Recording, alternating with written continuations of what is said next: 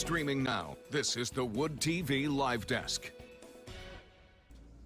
And good morning, everyone. Phil Penarski here with the Wood TV Live Desk. Hope you're having a great start to your Monday. Spring break begins for many families here in Michigan this week, and while we want everyone to have as much fun as possible, the best way to do that is to remain as safe as possible, and that's why we're happy to be joined by Jason Russell this morning.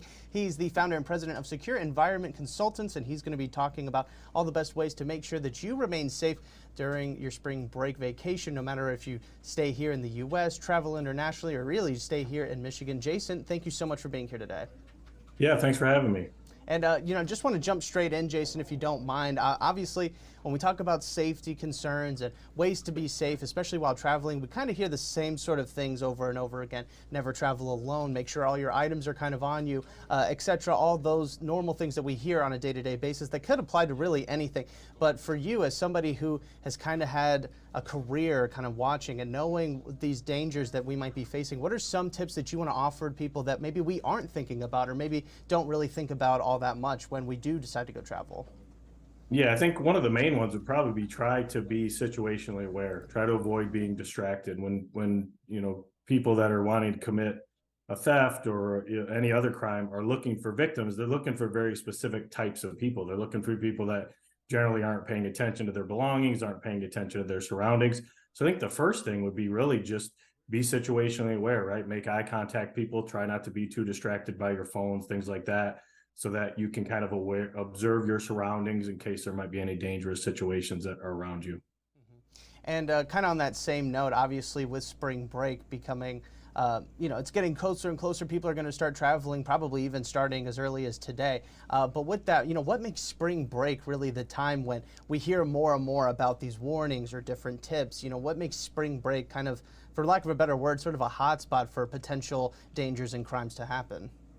There's a few things. One, obviously, is we have people that are in areas that they're not familiar with. So it's easier to victimize somebody when they're in an area that they're not situationally aware or familiar with. The other thing to consider is back home here, when we have everybody leaving and people are sharing pictures on social media, about being in Florida or being overseas.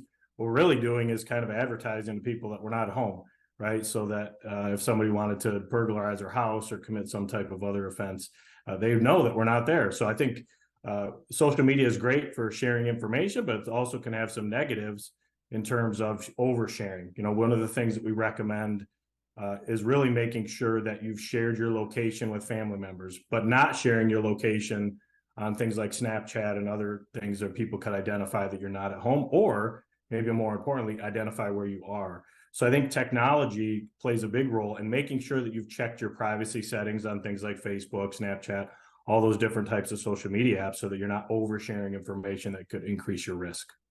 And staying in contact with family here might be even more important if people do go abroad. Maybe they go out of the country for their spring break.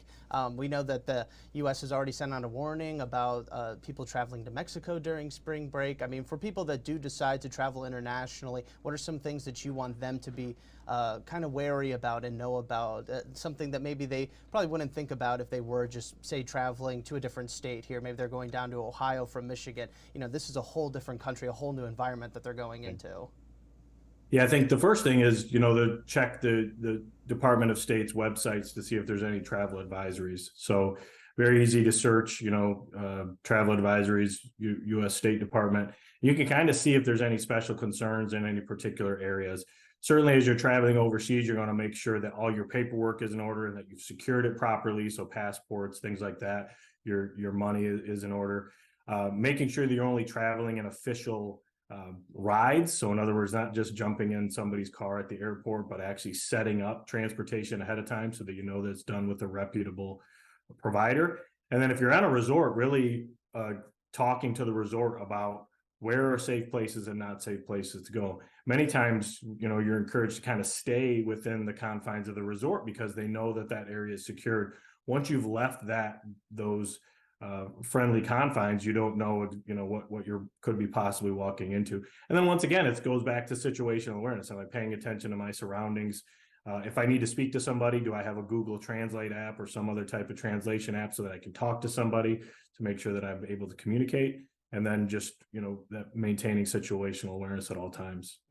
And it may be sort of less troubling to try and think about all this stuff if, say, you are staying in the U.S. and you're not traveling to another country, but there are still some dangers associated with travel here in the United States. Can you touch on that a little bit for us, Jason? Yeah, I mean, certainly, obviously, depending on where you're going, right, you're going to want to research that area ahead of time, to see kind of what the local environment's like. Are you in a high crime area? Are you, in residential areas?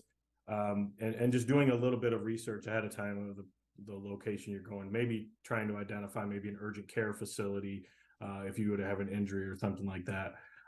Looking at the house ahead of time. And once you get there, really inspecting, right, kind of walking around, making sure that there's nothing out of place or something that looks like it could be an issue, communicating with whether it's a hotel or a rental that you're in, communicating with the owners to determine if there's any specific concerns that you need to be aware of. Once again, it comes back to situational awareness, right? Paying attention to what's going on around you, really being observant so that you can avoid danger. I think having that situational awareness is really key in all of this, Jason. Jason, I really do appreciate you stopping by. Before we let you go, we would love to have it if you have any other tips you want to give out to people before they begin their travel, whether they're planning on heading out there before they head out to their destination, on their way back, or even while they're down there trying to have as much fun as possible and really enjoying their vacation.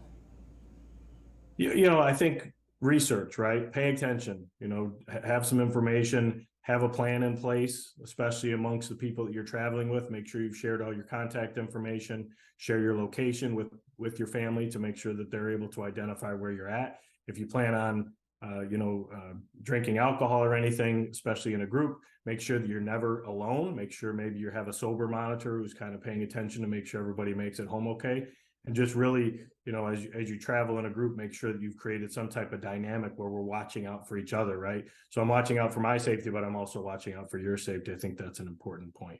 Absolutely. All right, Jason, really do appreciate you stopping by. I want to remind everybody watching that we are going to have tons of information over on our website, woodtv.com, that details a whole bunch of different safety strategies and everything else you really need to know to make sure that your spring break goes off as beautifully as possible. Jason, one last time, thank you so much for stopping by the live desk today. We really do appreciate it. Thank you. Of course, and I want to thank everybody else for tuning into this latest edition of the Wood TV Live Desk. I'm Phil Penarski, and we hope you have a great rest of your day.